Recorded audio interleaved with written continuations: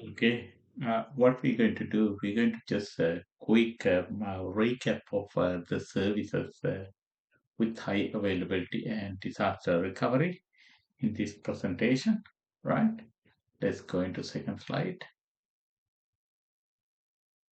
Okay, so uh, introduction to high availability and disaster recovery in AWS. So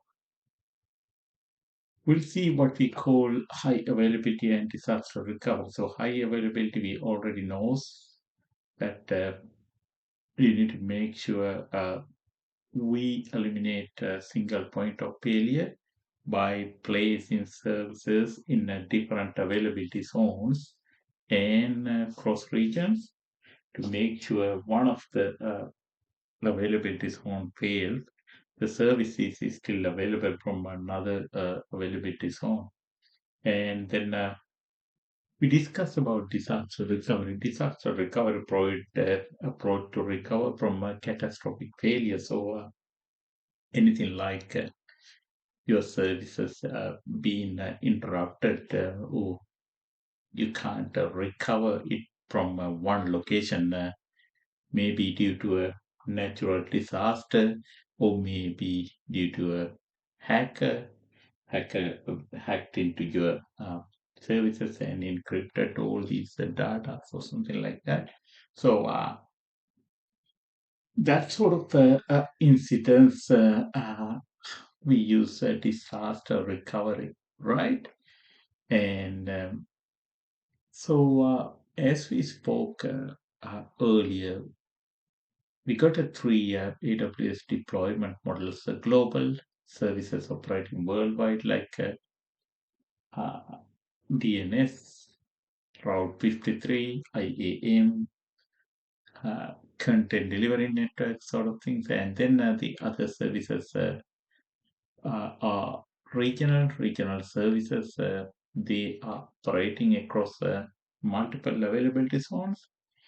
In a region, you got uh, mm, 3+ data centers, and then some of services availability zone is specific. Or you just need a sort of economically you can't spend much money to put services like in with the multi-availability zone. You just need to do it in a availability zone is specific, right? So in this bottom graph, you could see AWS services scope hierarchy. Some of the like highlighted common services, right? So under global services, you can see IAM, identity and access management, and then Route 53, and then that is DNS, and then you got Cloud Plant, Content Delivery Network, CDN, and then you got WAP, Web Application Firewall, and then you got S3, those services, global services, and then availability zone specific services, EC2 instances, EBS volumes, and EFS, network file system, FSX, network file system for Windows, and then Aurora storage, right? And then you got regional services like CloudWatch, and then SNS and SQS. Those are message sending services, and then EC2, um, that is Mason machine images, and then Lambda, DynamoDB, RDS, they all sort of regional services, right? We already discussed. All right, let's go to next. This is briefly got a details of global AWS services overview, right? Key global services listed here: IAM, CloudFront, Cloud 53, WAF shield, right?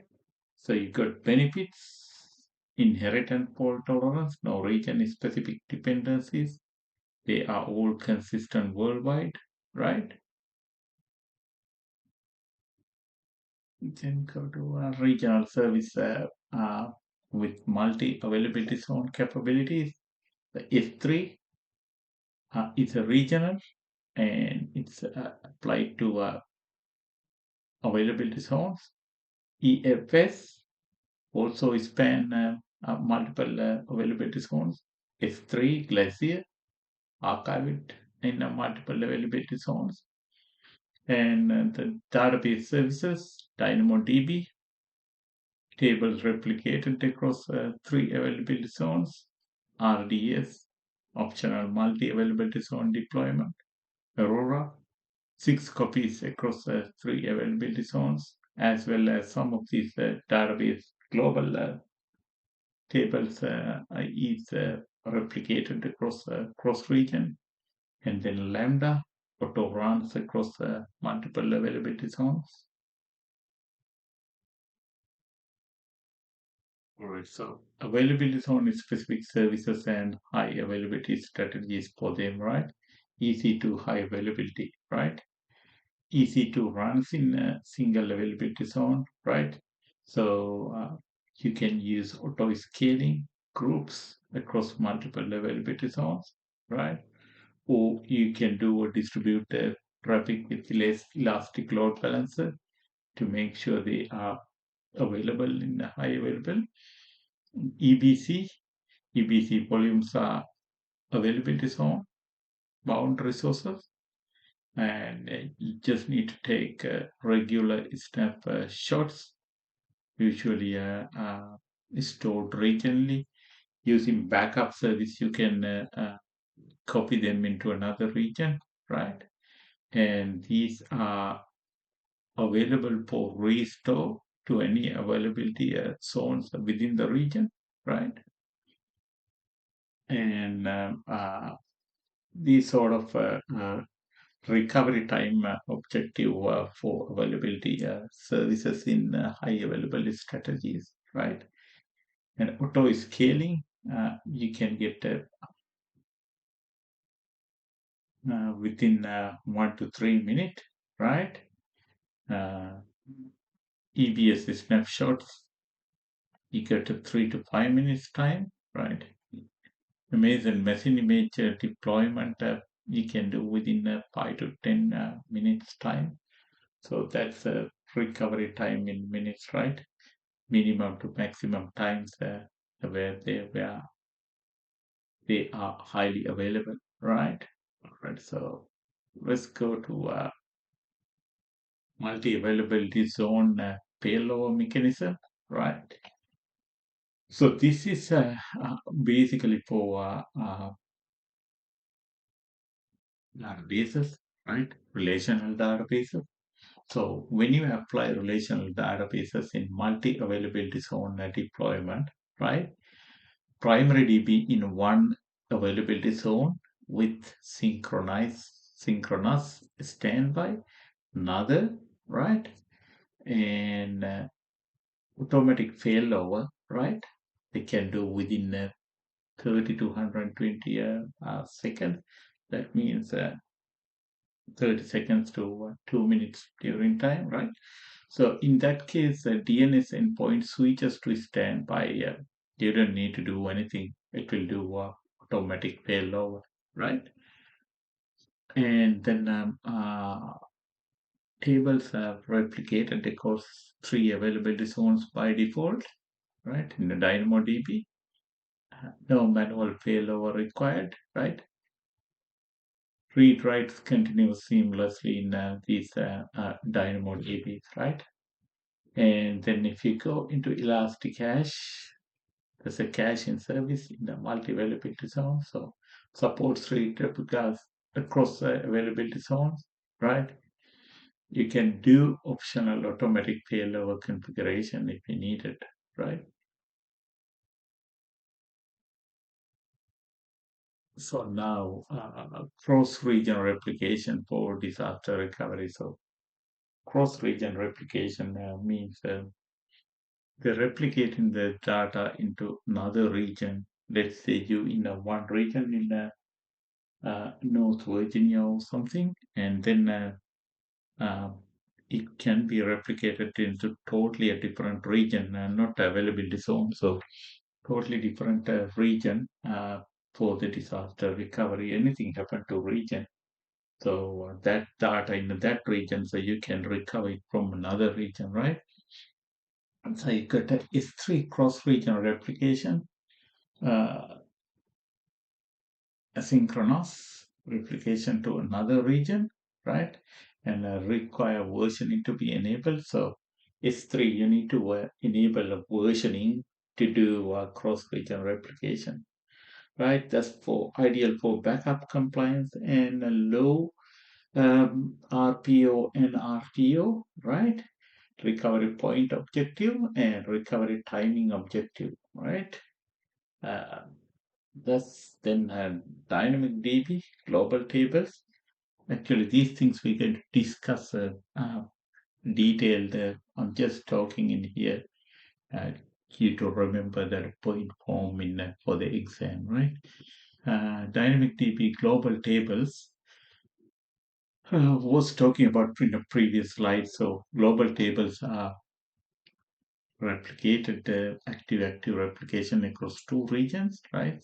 Less than 1 second latency for cross-region writes, perfect for global applications requiring local access, right?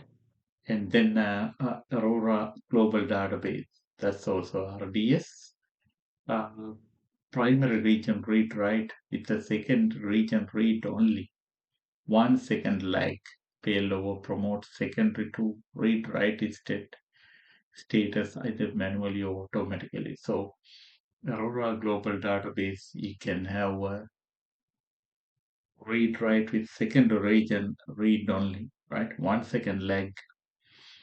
Okay, so in the bottom table, you see these ones are um,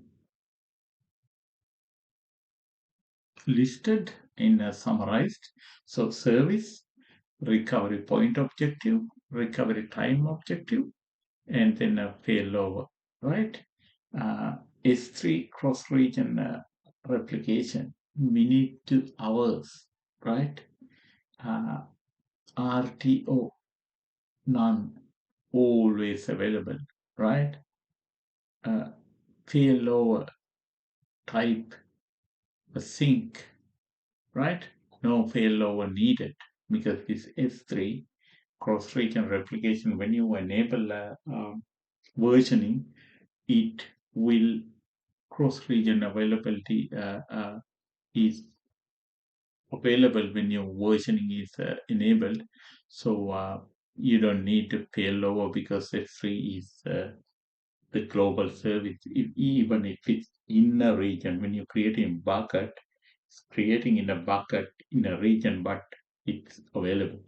So the second one is a DynamoDB global tables. DynamoDB global tables recovery point objective is less than 1 second and the recovery timing objective is a near zero, right? They are just available, 1 second. It's the all automatic, right? And there's nothing, there's nothing you can do automatically. They all replicating. So Aurora Global DB, uh, recovery point objective less than 1 second and recovery point objective. So about recovery time objective about 1 minute, and then you can do failover type by the lower automated.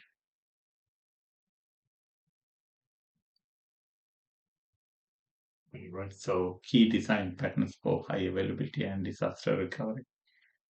So this is what we need to consider high availability and disaster recovery, right? The first one is high availability patterns. So to get some of the services for high availability, you can do multi availability zone deployment. even if costing sort of money, right? Uh, that's included RDS, relational database systems, and EFS, network file systems, and then DynamoDB sort of services. And then the other thing you need to achieve high availability is you can use the load balancing with ELB, elastic load balancing services across availability zones, right?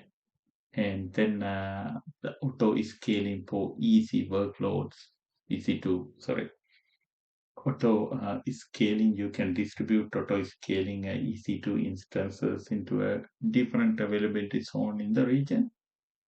And then we get high availability to make sure avoid single availability zone dependency. If you put any service into one single availability zone, so that's sort of risk putting them into um, high availability, right? And then the other side is a disaster recovery pattern that is not like high availability, but it's a catastrophic failure instances. What you're going to do, right? So pilot light is minimal resources in its standby region, right? Um, like example, you do a RDS read replica, so it can be failed over instantly back into a primary instance if you have a read replica, or you can have a warm standby partial capacity in standby region, right? Or a global DB, you can get into a standby region. We're going to talk these things in details when we're talking about RDS. Uh, and then the other option is you can have active fully scale deployment across regions, right? So you can put the active instance very I mean a very smaller, very smaller RPO and RTO in those instances instantly, right?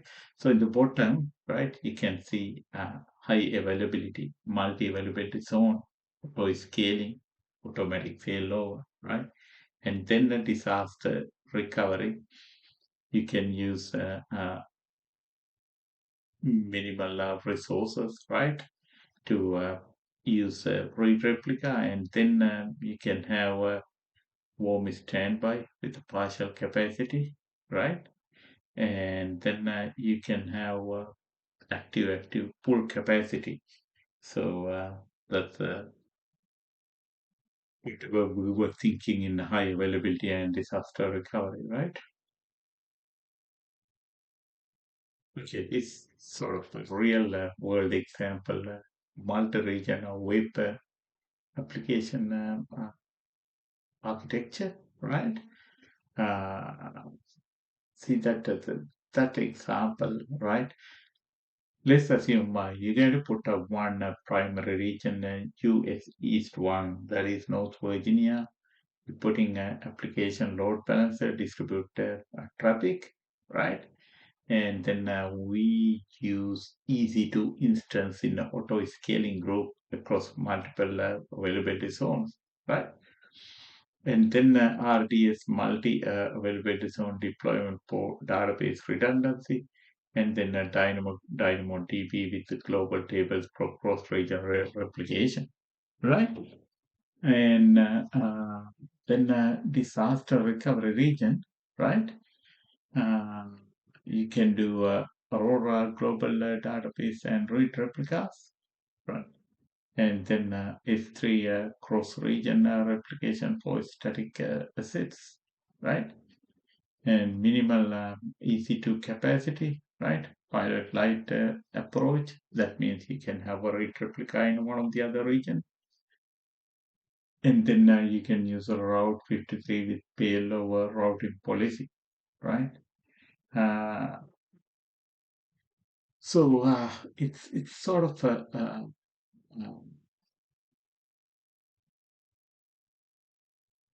example. We can think of multi-region uh, replicas, right? So let's go to AWS backup and restore scenarios, right? That's a brief discussion of a backup, right? We're going to talk about these ones later separately, but this is a summary of Weave, right? AWS backup and restore scenarios, right? So AWS backup service overview, right here. AWS backup is centralized, fully managed backup solution, right? Uh, it's regional deployment with cross-region capability, right? Backup is a regional service, but you can have cross-region capabilities. You can like copy the backups into another region, support point in time recovery, right? And then you can have automated backup scheduling with backup plans. So you have some plans. You can choose whatever is suitable for your organization, right? And then the other services supported with backup. So EC2 EPS, you can copy snapshot, create a snapshot, and you can copy into cross region, right? RDS and Aurora, automated snapshot with regional restore.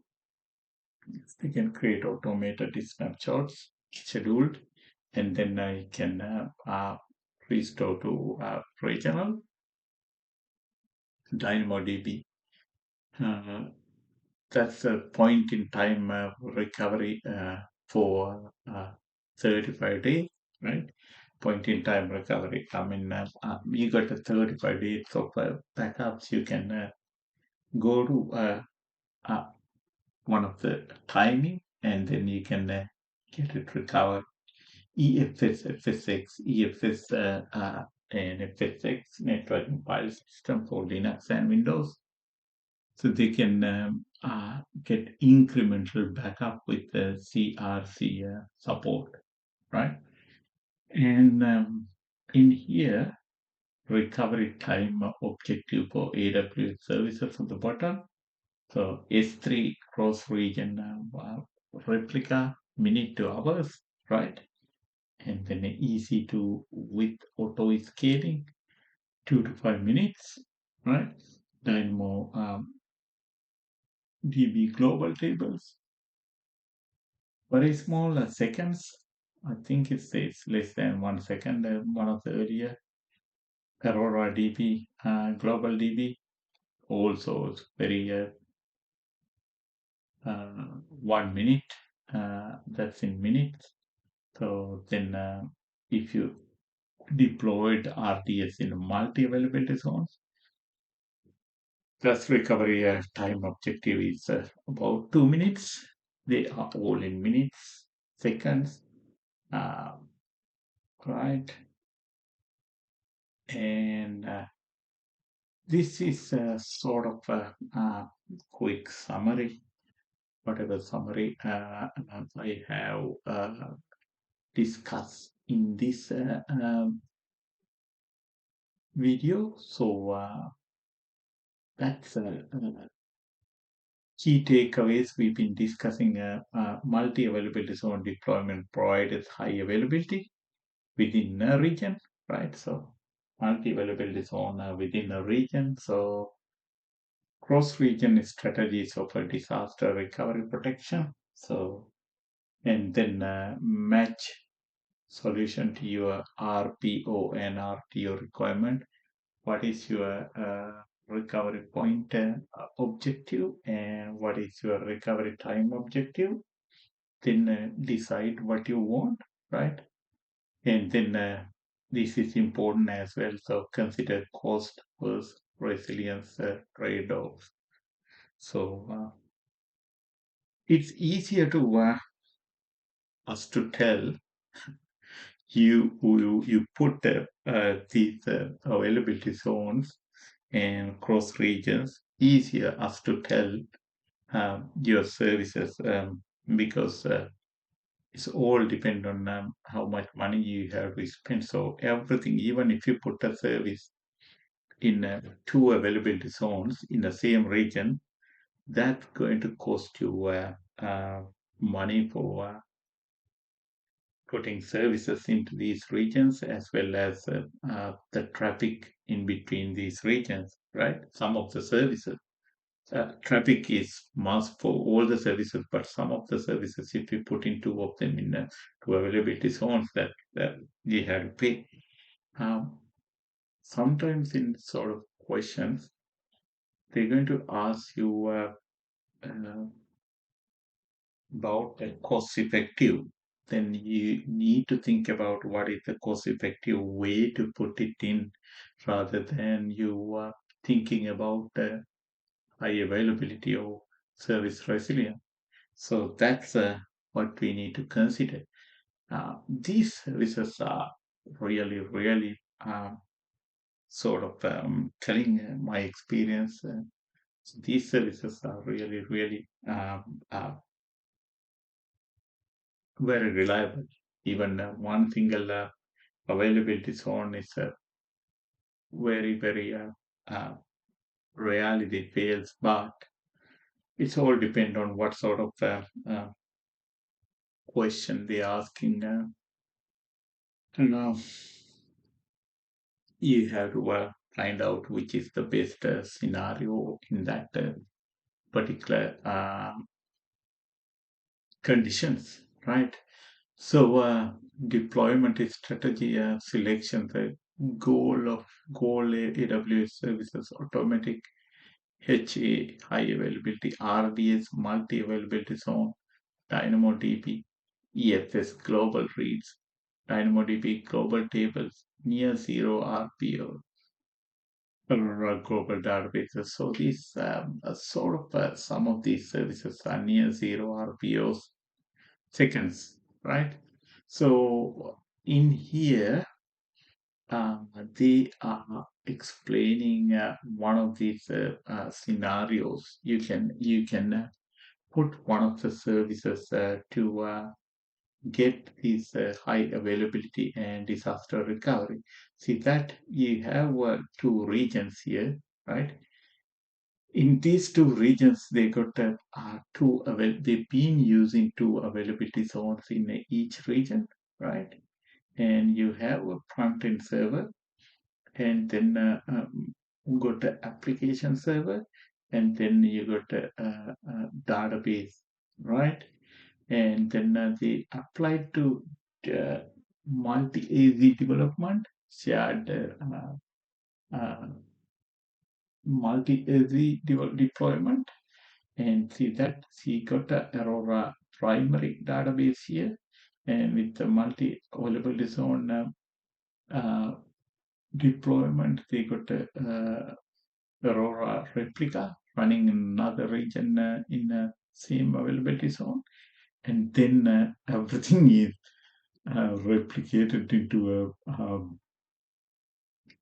another full region, right? And synchronous, asynchronous cross-region replication, right? Aurora global database is replicated in here, right? And then write forward into Aurora primary, right? And here you got a two elastic load balance as well, and then the all configured with Route 53. If anything happens,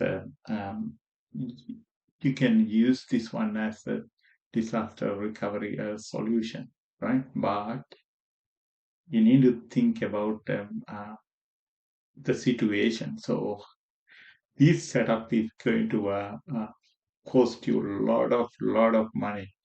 I mean, so you got the two availability zones as well as cross region. But anyway, there exist these sort of services because they need a very less RTO and RPO.